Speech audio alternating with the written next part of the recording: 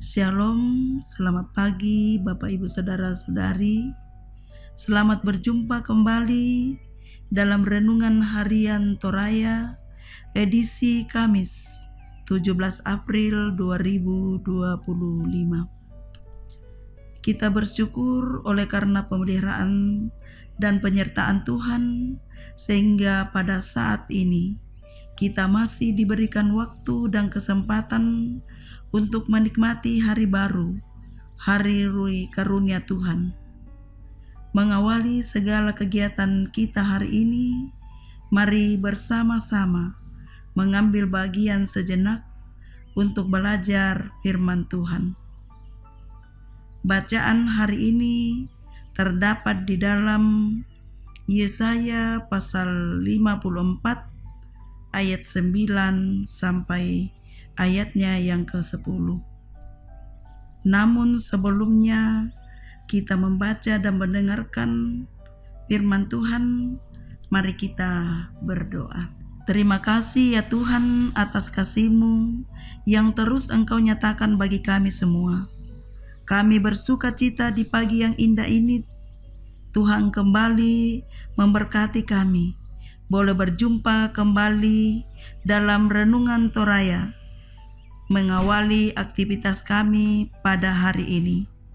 Bersama-sama kami akan membaca, merenungkan firman kebenaran-Mu ya Tuhan. Mari Tuhan, Engkau buka akal dan pikiran kami, sehingga firman yang kami akan baca dan renungkan bersama boleh kami pahami, terlebih kami boleh praktekkan dalam kehidupan kami. Di dalam nama Tuhan Yesus Kristus kami berdoa. Amin. Firman Tuhan yang kita akan baca bersama-sama pada pagi hari ini dari Yesaya pasal 54 ayatnya yang ke-9 sampai ayatnya yang ke-10, diberikan judul Perjanjian Damai dengan Sion. Keadaan ini bagiku seperti pada zaman Nuh, seperti aku telah bersumpah kepadanya bahwa air bah tidak akan meliputi bumi lagi.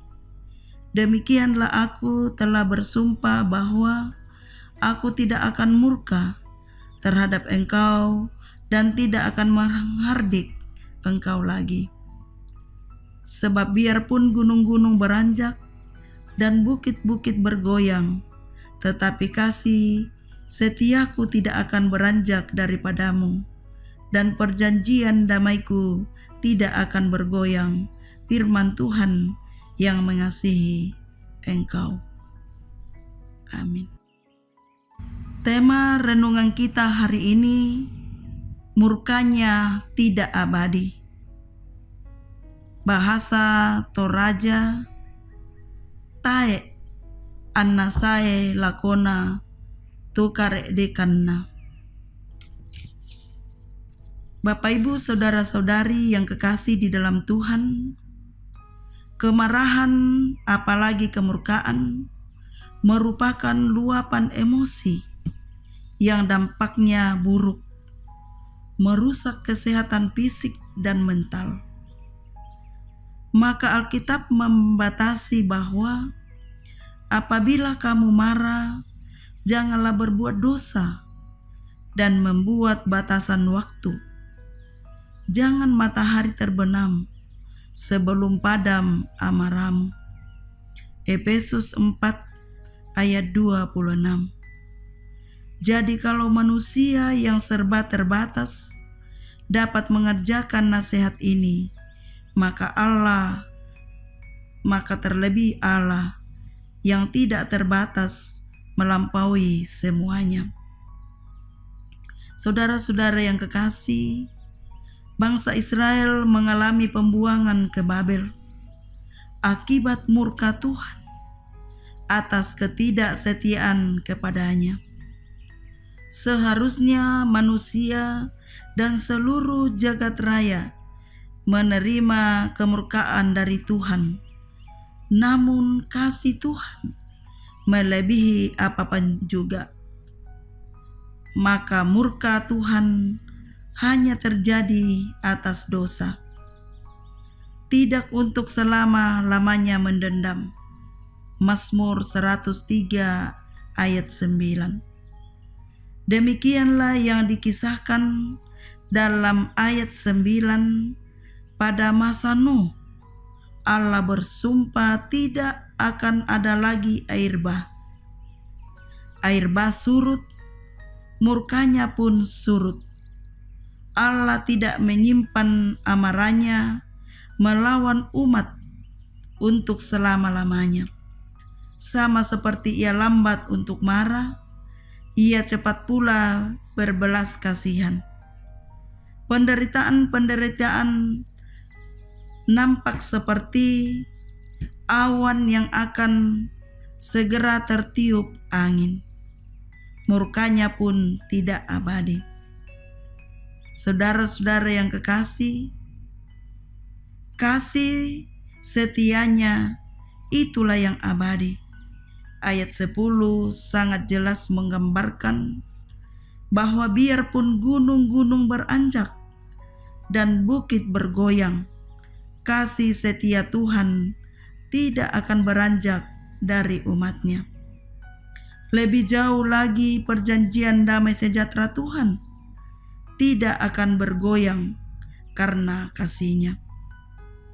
Ya, kasih setianya diwujudkan dalam suatu perjanjian damai. Allah kembali menyayangi dengan mengirim anaknya sebagai penebus kemurkaan atas dosa. Tampil sebagai pendamai Allah dengan manusia, bahkan seluruh ciptaan, dan pendamai manusia dengan Allah. Karena itu, pagarilah hidup dengan kasih dan setia kepada Tuhan. Sebab itulah janjinya, bahwa Dia setia menyertai perjalanan kehidupan kita. Amin. Mari berdoa. Puji dan syukur kami naikkan kepadamu ya Tuhan, menandai segala berkat pertolongan pemeliharaan Tuhan kepada kami semua yang terus kami alami sampai saat ini. Terima kasih atas firman-Mu pagi ini, Tuhan. Biarlah firman-Mu yang telah kami dengarkan dan renungkan bersama boleh menjadi penguatan dan pedoman dalam menjalani kehidupan kami yang Tuhan masih anugerahkan kepada kami semua. Kami bersyukur dan bersukacita bersama saudara-saudara kami atas pertambahan usia kelahiran maupun usia perkawinan. Berkati sukacita yang mereka alami. Semoga semakin teguh di dalam iman kepada Tuhan. Terima kasih ya Tuhan. Kami berdoa untuk saudara-saudara kami yang sedang mengalami pergumulan penderitaan sakit penyakit. Engkau hadir di tengah-tengah mereka ya Tuhan, menguatkan mereka, menjamah setiap bagian tubuh mereka yang sakit. Biarlah melalui perawatan para medis, obat-obatan, dan bahkan perjuangan dalam melakukan proses pemulihan untuk sembuh dari sakit penyakit yang dialami, Engkau campur tangan dalam semuanya itu ya Tuhan, sehingga mereka kuat dalam menghadapi setiap pergumulan yang dihadapi ya Tuhan, dan boleh pulih dari sakit penyakit yang dialami karena pertolongan Tuhan. Kami berdoa untuk aktivitas kami sepanjang hari ini. Kiranya Tuhan memberkati kami dengan kekuatan dan kesehatan yang baik, kemampuan, sehingga kami boleh melakukan segala aktivitas sehari-hari. Dan biarlah itu boleh kami lakukan hanya untuk kemuliaan nama Tuhan. Seluruh hidup dan kehidupan kami sepanjang hari ini kami serahkan ke dalam tangan pengasihan-Mu. Inilah doa kami Tuhan, di dalam nama Tuhan Yesus Kristus kami berdoa.